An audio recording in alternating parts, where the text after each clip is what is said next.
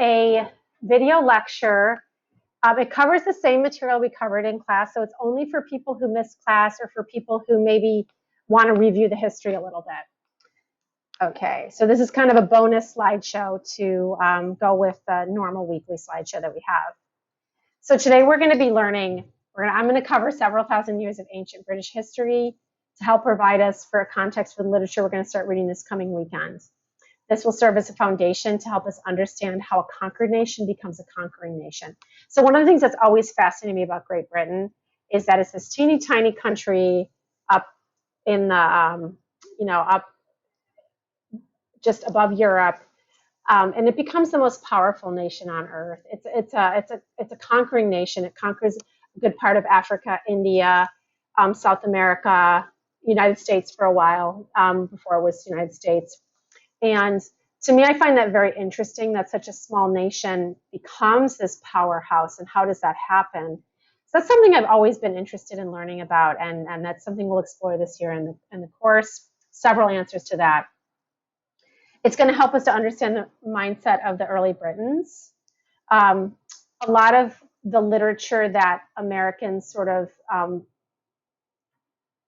created has its roots in British literature. And I also want to mention, too, that all history that we study is for reference. It's not memorized. I don't plan to nitpick it. We're not going to go over dates.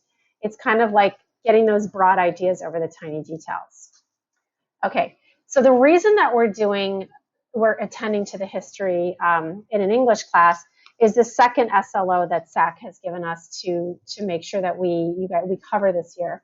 Analyze literary works as expressions of individual or communal values within the social, political, cultural, or religious context of different literary periods. So to understand the periods, we have to understand what's happening in the world. And we're going to dig into those outcomes in class a little bit more so we understand what they mean.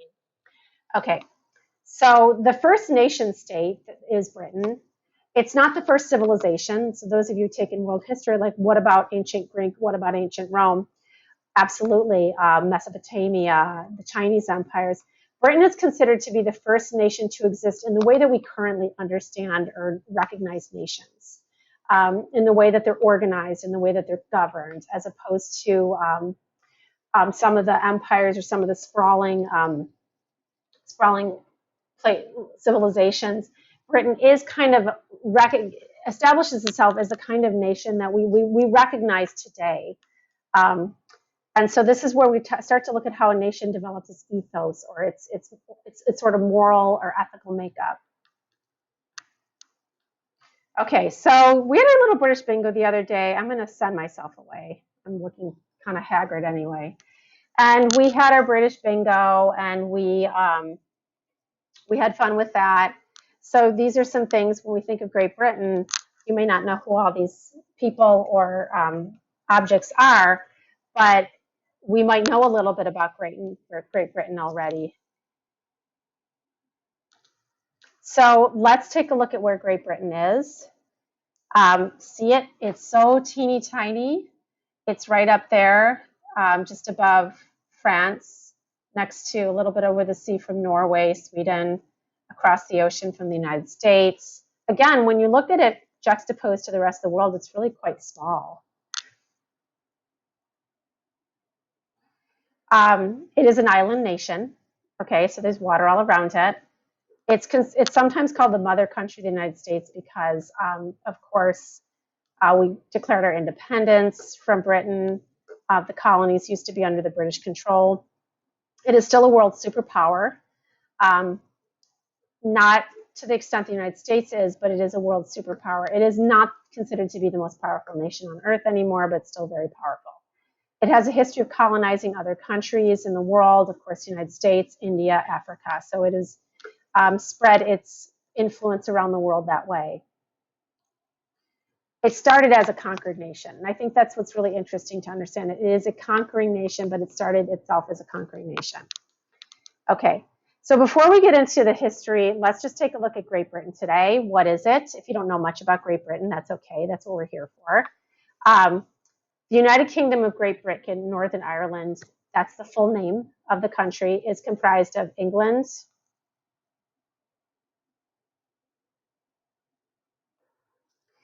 It's comprised of England, Scotland, Wales, and Northern Ireland. It has what they call a maritime climate, which means it never gets too hot, never gets too cold, although with climate change, a lot of that is changing. But a maritime climate is sort of a seafaring climate. It's ruled by a prime minister and a parliament, and it has a monarchy still enthroned mainly for ceremonial purposes. The queen has a couple of duties.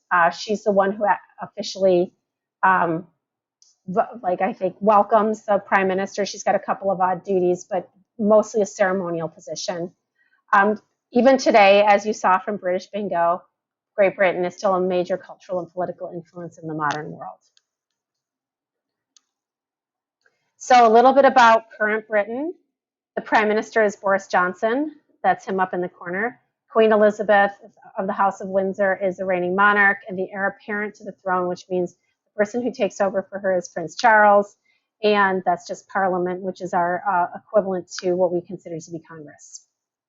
Before we get started looking at the ancient world, I want to point out to you the difference between BCE and CE. BCE stands for before the Common Era. It used to be marked by it used to be BC, which is before Christ, and they used to consider the birth of Christ to be the start of time. Well, modern historians have said, well, we don't want it to be a religious affiliation because there's many people of different faiths and cultures. So they started saying BCE and CE. BCE stands for before the Common Era, and CE stands for the Common Era. So if you see BC or if you see AD, that is an older method of measuring time. What you currently see is BCE and CE, and that's what I will do in this slideshow. Is I'll use those terms. But if you're familiar with BC and AD and you're not, this is the more current way of thinking.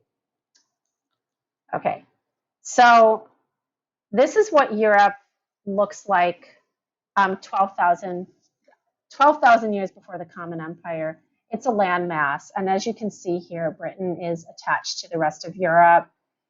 There's an ice cap here, so this is what you can see. You can see the form of Europe here, but you can also see a lot of it's pushed together. And so, over 8,000 years through the continental drift, Britain breaks off and becomes its own island, and you can see how that happens, and you can see some other changes in the way the countries are formed. So I mention that because you might be like, well, why are we going back that far? Because we're not going to be reading literature from that long ago. They didn't have literature that we know of from that long ago. The reason is I think it's really important to understand that Britain is an island nation. I think it's really important to understand how the isolation both helped Britain and aided Britain and kind of kept Britain in the state of non-changing for some time, whereas you have the rest of Europe that's all right next to each other. So that's important to understand how the status of Britain as an island helps its development. Okay, and this is one cradle of civilization. Okay, so if anybody took world history, I think you all did, but you may have learned about the Roman Empire, the Greek Empire, what they call one of the cradles of civilization. There's many cradles of civilization, but that's the cradle of Western civilization. So that is where a lot of, at least Britain and American influences come into. But we can see how far Britain is from that. Okay, all right. So if you lived in isolation, just think about this, and we'll talk about this. If you're in class, you might have seen us talk about this. What kind of needs would you have? What kind of problems are you likely to encounter, and how would you deal with those problems? That's kind of the question we're going to look at. So Britain, this is phenomenal. This is a phenomenal thing to think about. Between 6,000 BCE and 44 BC, so almost 6,000 years. Britain lives in relative isolation, really cut off from the rest of the world. So the main challenges to the Britons in their prehistoric England are presented by nature. Nature is it. So that's their main enemy. They're not fighting other people. The war they have is with the natural world, right? The thing that does happen to make it to Britain is farming, and that's from the Middle East, and that starts at about 10,000 BCE. And so what starts to happen in Britain is the farmers start to carve up their territories, right? They're like, this is my farm, this is my farm. So they start to carve up the country of Britain. So all of these different disparate territories pop up in Britain. And as the population increases, so do the development of power structures, right? And along with that comes the tendency for conflict, right? If you've got a tribe and you're protecting your land, you're going to start to have conflicts with what they call the clans, and they're going to guard their territories. And this is where we start to see the class distinctions become a part of life, right? You have the people who are in charge, and you have them sort of guarding that territory. But something happens in 44 BCE that sort of changes Britain forever, that starts to alter it and starts to make its progress toward it becoming a nation state. And that is the Roman Empire becoming a presence in Britain and ultimately becoming a threat. The Roman Empire sort of leaves Britain alone for a very long time, but they do start to develop a little bit of an interest. And it's Julius Caesar who first visits the Britons in the 1st century. He comes in, he's super interested in, let me move this little box out of the way. Okay, that didn't help. Okay. So Julius Caesar starts to visit the Roman Empire, and the Roman Empire is, of course, centered here where the little circle is.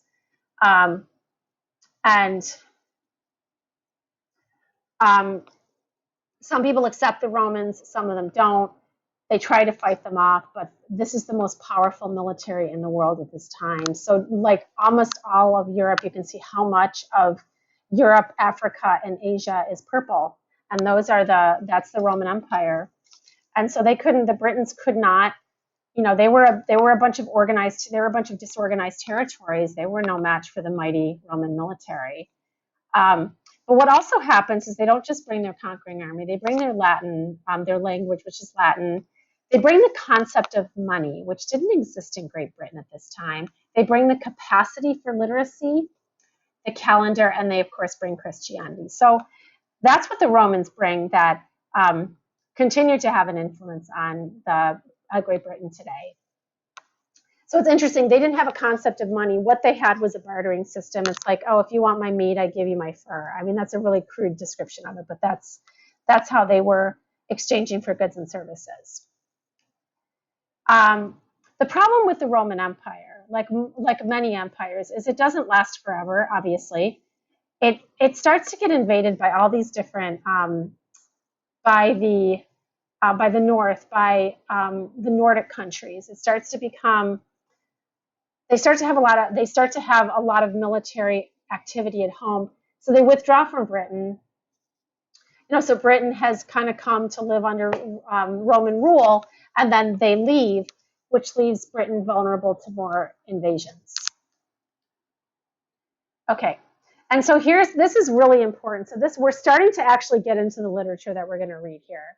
So because Rome sort of pulls out of Britain, and Britain is sort of left again as this series of disorganized territories. These different countries over here, which is modern Denmark and Germany, start to invade. They're like, sweet, that's a country close by. Let's go see what's going on there. Let's go see if we can claim some of that land. And so what you have are the Danes or the Jutes, the Angles, and the Saxons invade. The invasions are swift and they're brutal, and they result in the result is the settlement of the Anglo-Saxons in Britain. And so these are the first peoples to start to form the nation state of Britain as we know it today.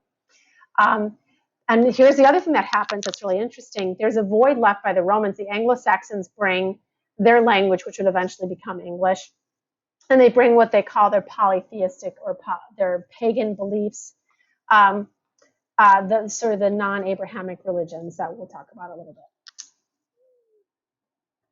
Okay, so this is what happens between 400 and 800. We're into the Common Era now. About 50 to 90% of the Britons are replaced by the Anglo-Saxons. So that's a huge percentage of the population. So the Anglo-Saxons become Britons. It becomes one and the same. At this point, though, there is not a single united country. There's still all these different disparate territories. Okay? So one of the kings of Mercia, okay, marries Ethelbert, or Ethelbert marries a woman from France named Bertha. She's a Christian, and so that marriage brings Christianity back into the fold. So you have these competing faiths. You have the Anglo-Saxons who have these non-Abrahamic beliefs, who have these what they consider to be pagan beliefs, and you bring in Christianity. So that's where you start to see those two forces kind of clash. And this begins the development of culture and politics that are influenced by both the Anglo-Saxons and the Romans. So you have this dual influence that helps to create Great Britain. So the other thing that you see, the influence that you see on Great Britain is Christianity. That's one of the primary influences that we start to see. So there's three things that that continue to have a profound effect on Britain. One of them is the literacy, the ability to take knowledge and store it outside of your mind. So the Anglo-Saxons were amazing storytellers. They had an amazing, phenomenal oral tradition, but they didn't have the tradition of writing down those stories. They just sort of told them, and maybe the story lived on, maybe it didn't. With the marriage between Christianity and the Anglo-Saxon culture, you see this imperative to start writing things down. It's like, that's a good story. Dude, write that down. That's good. We want to keep it. We want to be able to tell the story to somebody else later. So this is a huge development in British literature because you start to see the ability to store knowledge outside of your mind. Another thing you'll see the Catholic Church brings is a heightened awareness of sin and making sexual purity a standard to aspire to. Monogamy, celibacy. Those are things the Anglo-Saxons didn't care so much about. If you were married to someone as an Anglo-Saxon and you were just kind of tired of them, you just moved on. It wasn't a big to-do. You were just like, have a good life, and you went to the next clan. You're like, I don't need to be with this person anymore. That's something that sort of is at odds with the traditional Christian belief that marriage is sacred, you stay together. And so you see that kind of the Catholic Church bringing in that sort of sexual purity that the Anglo-Saxons were not really super interested in before Christianity comes. And then you see a system of education as a means of procuring knowledge and being under the control of the church. So this is where you start to see education become formalized in Great Britain. There's education all over the world, but this is where you start to see that system of education get formed.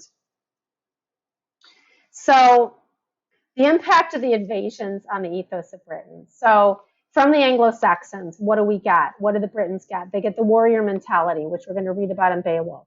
They get the language, which would eventually become English, and they get this wonderful tradition of storytelling. So be careful if you say that the Anglo-Saxons were not literate. What I would prefer is if we say they did not have a tradition of writing their stories down, because they were wonderful storytellers. Their stories were amazing. They just hadn't thought to write them down. And so with the marriage, again, with the coming together of the Roman influence and the Anglo-Saxon influence, you do get that literacy. You get that ability to store information outside of your head. You again get the Christian morals and traditions, and a sort of clearly defined sense of morality from that sort of, you'll see has effects from this point forward. The Vikings also invade Britain, and that's a bloody conquest. And they managed to, this is a pretty interesting story. They managed to conquer every single kingdom except Wessex, right? They get all these different kingdoms, and they don't get Wessex. And Wessex is led by King Alfred. And so legend has it that King Alfred, through his heroism, was able to lead his men to sort of beat back the Vikings, and broker a peace with them as the leader. And this is a huge test for England, right? This is the big test that England, this is where we start to see the foundation of the nation state. So this makes them a nation. They were able to come together, defeat the Vikings under the very skilled leadership of King Alfred. And so Alfred the Great of Wessex introduces the idea of England that is united through politics, language, and culture. So this is the first time under Alfred that we see a united England. We see that united nation state that we begin to recognize in the countries that we see today. Because of his prowess as a warrior, Alfred the Great earns the king. And this is also really important for the history of England. This is where we establish the succession through bloodline. The actual unification of England, the formal unification, happens under Alfred's great-grandson, King Edgar. But this is where England becomes the first nation state. So really important things about Alfred is that we start to see that succession through the bloodline. And what does that mean? That means the son becomes king. It's not an election. If there's no sons, then it becomes the daughter. So you start to see that success. You start to see that concept of a bloodline succession happen through Alfred the Great, and that's where we still have that monarchy holding true today. Okay, so how do you gain and maintain control in England? Okay, the first thing is this is how you're able to get control. You want to have political power, right? The second thing is you need to have economic viability. And the third component is spiritual control. So these are the three things. As we start to move forward and learn more about England, you're going to learn that the people that are able to control England are the ones who are able to harness politics, economics, and the church. The church becomes a huge factor in who gets to control England. So you might be sitting there saying, like, why is this important? Why are we studying the literature and the development of Britain? So obviously it's a required course. That's what SAC has us taking, but I want to go a step further. First of all, Britain is important to us because it has influenced our culture, our government, our education, and our ethics. A lot of the things that we sort of do without thinking today, the way we do our schooling, the way we model our government is influenced by Britain. Britain, of course, has produced some of the greatest works of literature known to the world. I mean, Shakespeare, the Romantic poets, all kinds of wonderful literature. Britain has been and still remains a major superpower in the world, so understanding what makes them tick is important. But this is where we get into something that I think is important to understand as well. Its colonial attitudes and practices have played a major role in the spread of white supremacy in the world. So we have white supremacy in the world because of Britain, because of how they colonized a major part of the planet. They were major players in the slave trade. Even as they, abolished slavery, they still profited greatly from slavery. And because Britain has been such a dominant power globally, we often get an incomplete perspective of history and the arts. We often see Britain and then white authors and white artists and the story of the white man become something that dominates, and other perspectives don't get told. So I think that studying how Britain transitions from a conquered nation to a conquering nation allows us to understand how power and privilege can impact the world. So if we look at those last couple of bullet points, it's really trying to understand how did we get to the world that we're in today. Okay, oh, never mind that. That's from last year. Okay, so that is my little spiel. If you have any questions, let me know.